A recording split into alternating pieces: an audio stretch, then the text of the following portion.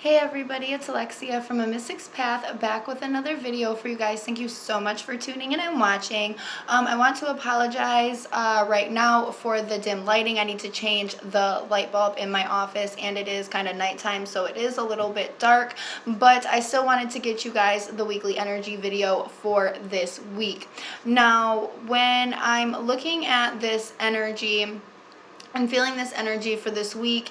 I'm kind of feeling the energy of just kind of feeling done with like old things and really just focusing on planting the seeds for what it is that you want to bring in. So we're like, what this means is working on and developing and working towards the thing, like the start of working towards the things that you want to bring into your life, and kind of discarding and just being done with the things that aren't serving you, and some of those cycles that you've really been trying to complete.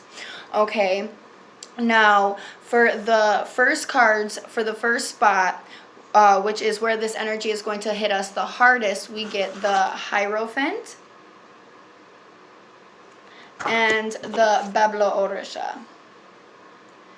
And what this is saying, guys, is that I'm feeling like a lot of you are kind of trying to figure out and maybe research and ask questions and see how people have done the things that you're trying to do. So almost seeking advice from people who have already been there, done that, kind of already did what it is that you're seeking to do, and that have been successful within it, that there's proof within this success, and that you are going about it in a way where you're trying to learn all that you can before you start to bring this into your life, before you really start to take action on this thing, on whatever it is that you're trying to bring in. So you kind of know some of the things to look for. You don't have as many hiccups as you would if you were kind of just jumping in head first. It's kind of feeling like Pentacles energy, kind of doing your research and kind of getting information from people that are, successful or well known in that field. Whether, even if you are not seeking information from a person, this may be research on the computer from credited sites or a credited author, or, research in books, whatever it is. I really see kind of information seeking before you kind of take the next step, so you can be well prepared. Now, how this energy is going to affect us mentally, we have the Nine of Wands and Oshomar.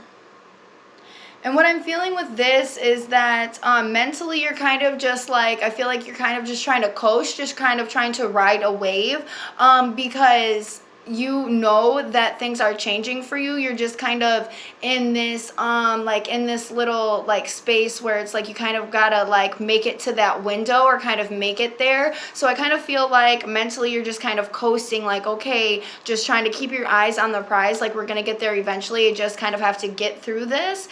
And that's kind of how I'm feeling about how it's going to, how it's affecting your mental state, to just kind of be in a space where things might seem like they're crazy, but you're kind of just all right, it's almost this sense of feeling of calmness within the chaos, that you know that things are going to change, and that you can kind of sense or feel this intuitively, even if it's not right there in the forefront of your environment. Now, how this energy is going to affect us emotionally, we have the Ace of Pentacles as well as the Earth. And what I'm really seeing within this is just the emotional urge to really be done with the old, and being on to starting new beginnings, being ready to just start these new beginnings that the Ace of Pentacles is bringing out, these new seeds to start, these new things that you want to bring in. And I'm really seeing the Earth card as this snake having everything wrapped up, all of the ins and outs done, everything complete to what it was that was keeping them from this new, from these new beginnings. So emotionally you're just feeling done, you're just completely done with the way that things were, the way that things have been going, and you're just ready for these new beginnings, and you're just literally just waiting for them to kind of come in. And so you can kind of take advantage of them, and again, be completely done with what your reality was looking like prior to what it is that you're trying to bring in, if that's making sense. how we need to work with this energy for our best benefit. We have the Four of Wands and the Eight of Fire. And I feel like a lot of you are not giving credit where credit is due. And what I mean by this is that you are not celebrating yourself in a way that you should be. Because what I'm seeing within this is celebrating all that you have done so far, like the healing that you have accomplished, the goals that you have set out, even if they were like secondary or third goals, like they were just something that you had to check off to get to, the next step, or that like being closer to that bigger initial goal, to still give yourself credit where credit's due within those things. Because if you aren't giving credit to yourself where credit needs to be due for all that you're doing and all that you are putting into something, nobody else is going to give you credit either, because you are not really putting that out there, that you're even proud of yourself in general. And kind of just taking that time to really relax and say, like, give yourself credit, like, I did this. It might not be, exactly what I wanted or where I want to be, but this is a milestone to get me closer to where I'm trying to be, and acknowledge the effort that you are putting in to your projects and what it is that you're trying to do and what it is that you're trying to bring in, all of the obstacles that you have had to overcome to get to where you are today. Give credit to those things, and really give credit to and celebrate how strong you've been, and celebrate how much you've accomplished, how much you've really accomplished. Even if you weren't even looking at this as like some of these things as accomplishments, give credit to the hard work that you've been doing, because if not, you're just going to feel like you are not meeting your mark, things like you're not getting like things done good enough, and that you're just literally going to explode and have a meltdown because you feel like you are not being recognized for the hard work and the good things that you're accomplishing. This is because you have to recognize them within yourselves first. You're not going to be doing all of this hard work and then waiting for somebody else's validation. It doesn't work like that. You have to validate yourself. When other people see you validating you, they're going to be like, oh yeah, that is so great, or whatever. And even if they don't, you're still getting that validation. It's not about seeking the outside validation from others to make us feel like we're doing a good job.